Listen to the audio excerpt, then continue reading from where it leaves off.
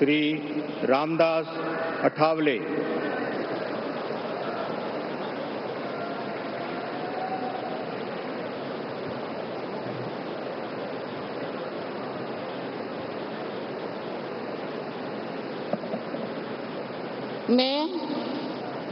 मैं रामदास अठावले सत्यनिष्ठा से प्रतिज्ञा करता हूं कि मैं विधि द्वारा स्थापित भारतीय संविधान के प्रति सच्ची श्रद्धा और निष्ठा रखूंगा। मैं भारत की प्रभुता और अखंडता अक्षुण्ण रखूंगा।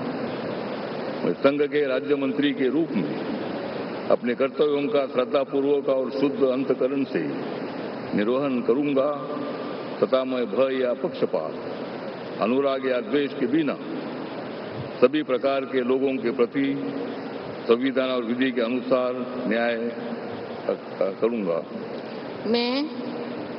मैं रामदास अठावले सत्यनिष्ठा से प्रतिज्ञा करता हूं कि जो विषय संघ के राज्य मंत्री के रूप में मेरे विचार के लिए लाया जाएगा अथवा मुझे ज्ञात होगा, उसे किसी व्यक्ति या व्यक्तियों को सबके सिवाय अब की ऐसे राज्य मंत्री के रूप में अपने कर्तव्यों के सम्यक निर्वहन के लिए ऐसा करना अपेक्षित हो, मैं प्रत्यक्ष अथवा अप्रत्यक्ष रूप से संसूचित या प्रकट नहीं करूंगा।